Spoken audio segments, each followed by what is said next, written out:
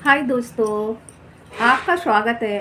दोस्तों, आज हम आपको शनिदेव की कहानी सुनाएंगे। एक ऐसी कहानी जो शनिदेव का जन्म कैसे कष्टों से हुआ, कहाँ हुआ, कैसे हुआ, ये सारी बातें बताएंगे। तो सुनिए, कहानी इस प्रकार है। वो न्याय के देवता कैसे बने। शनिदेव की कृपा पाने के लिए आप इस कथा को ध्यान पूर्वक सुनिए।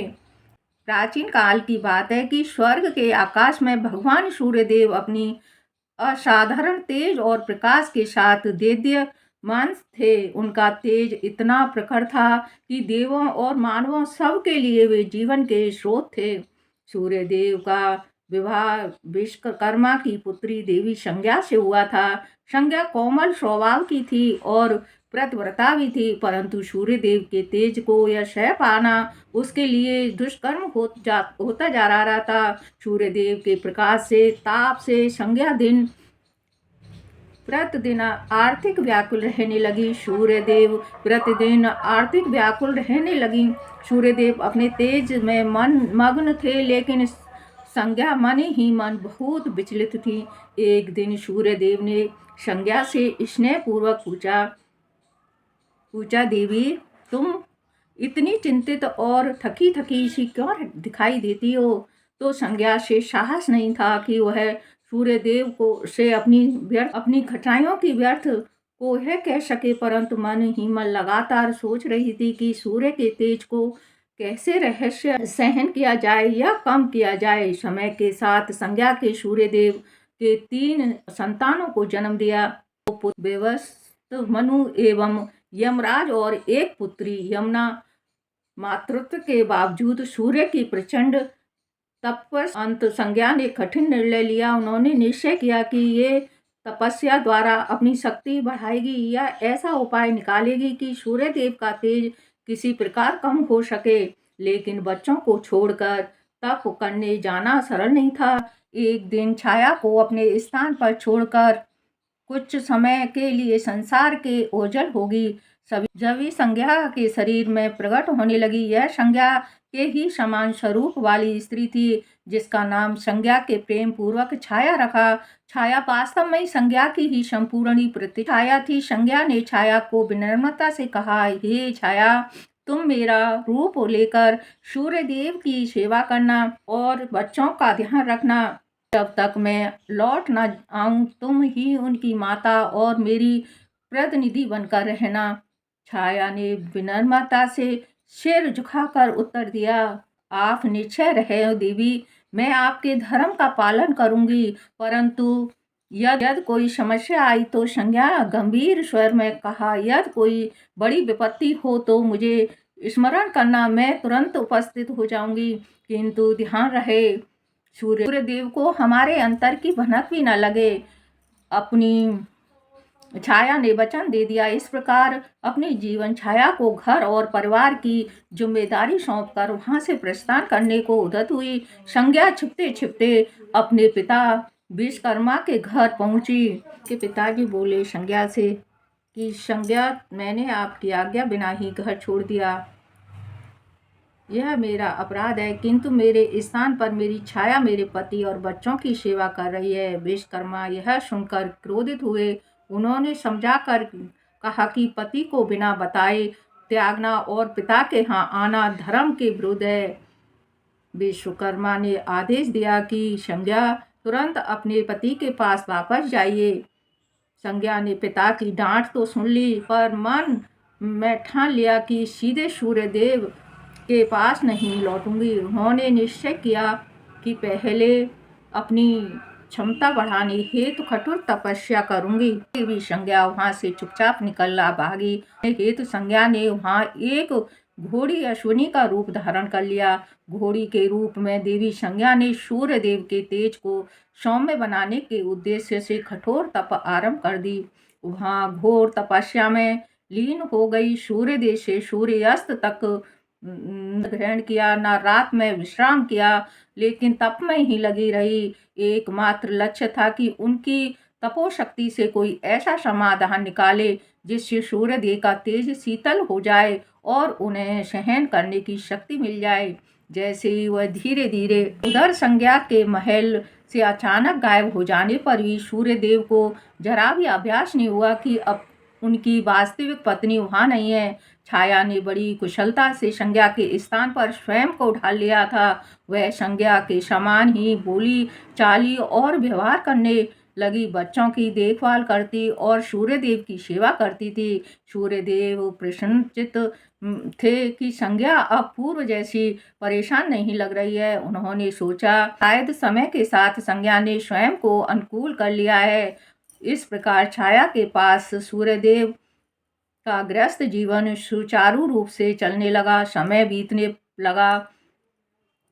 संज्ञा के छोड़े हुए तीनों बच्चे यम, यमुना और मनु छाया को ही अपनी जननी मानकर स्नेह करने लगे थे। छाया भी उनके पति और पर्याप्त ममता दिखाती, किंतु हृदय में यह सदा सहज रखती कि यह मूल माता नहीं है। सूर्यदेव छाया के साथ वैसे ही व्यवहार करती जैसे पहले संज्ञा के साथ करते थे। छाया मन ही मन देवताओं के देव महादेव शिव की परम भक्त थी। संज्ञा के वचन के अनुसार वह तन मन से सूर्यदेव की सेवा करने लगी, पर हृदय में भगवान शिव की आराधना भी प्रतिफल से करती।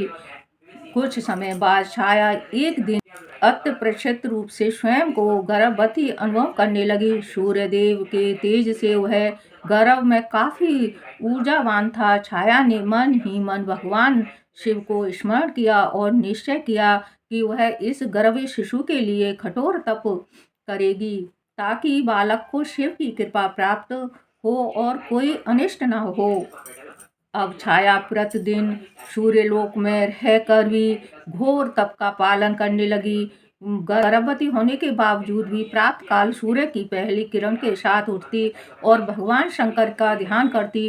तेजस्वी सूर्य की किरणों में सीधे उनके शरीर पर पड़ती और छाया उन किरणों की परवाह किए बिना भूमि पर ही नंगे पैर खड़ी होकर भगवान शिव का नाम जपती रहती थी।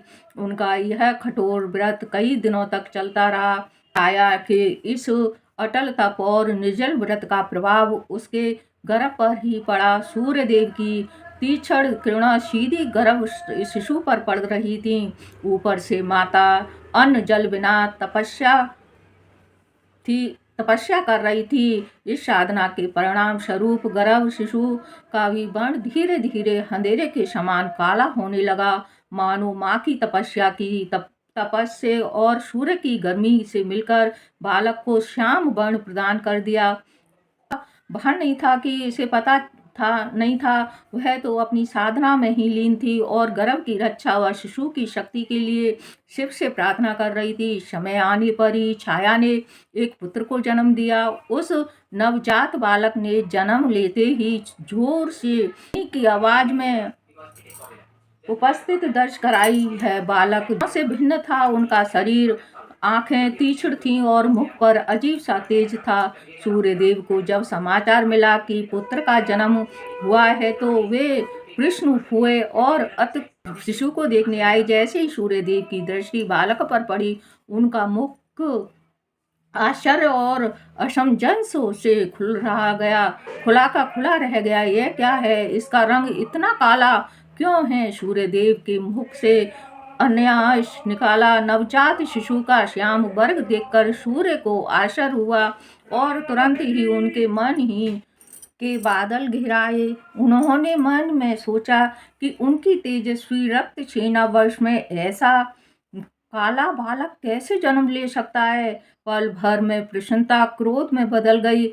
सूर्यदेव की भ्रुकुटी हुई छड़ गई, आंखें लाल हो उठी।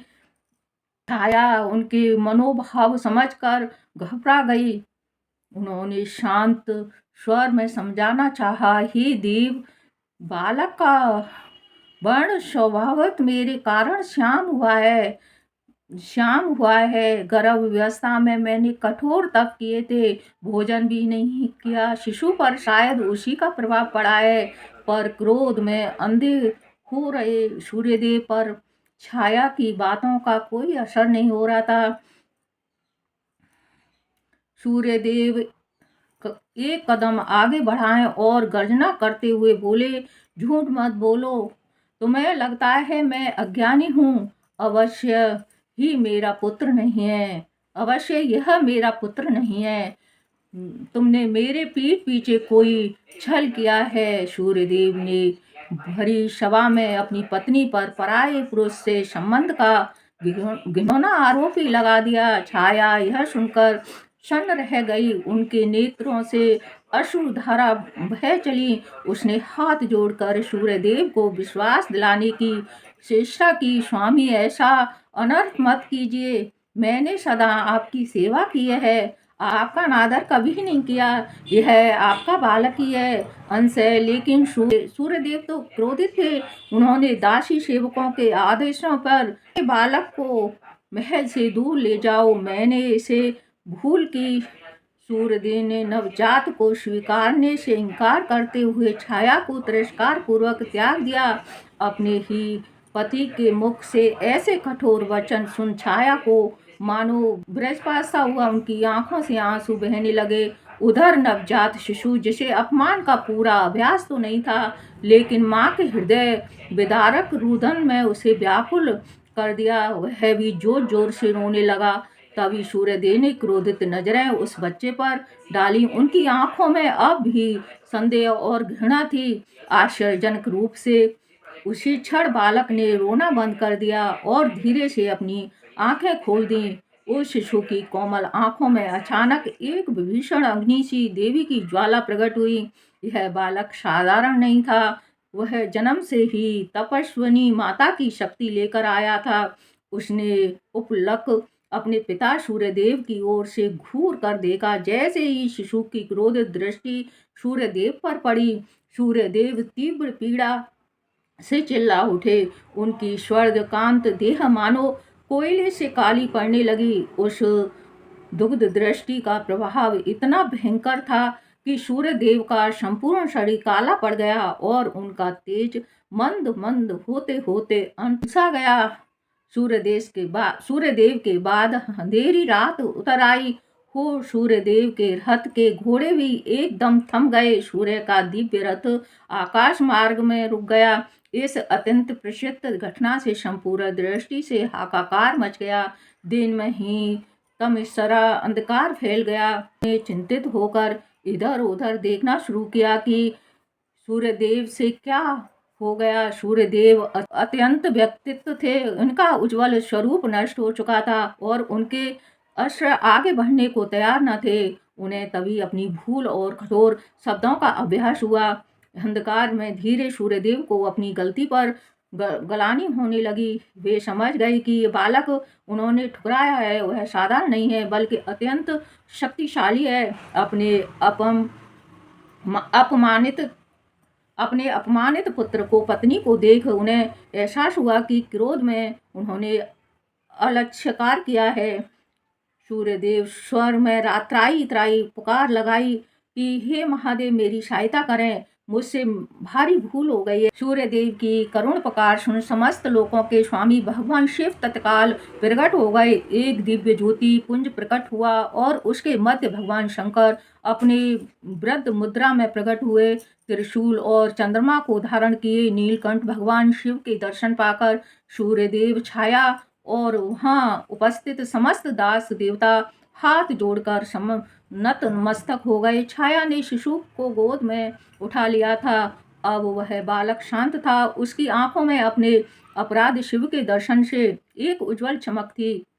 भगवान शिव ने पहले अपनी आंखें बंद कर लीं और ध्यान द्वारा संपूर्ण घटना को देखा। फिर उन्होंने कठोर स्वर में सूर्यदेव से कहा, हे सूर्यदेव, क्रोध और हिंकार में आकर तुमने अपनी पत्नी छाया और अपने नवजात पुत्र का बड़ा अपमान किया है।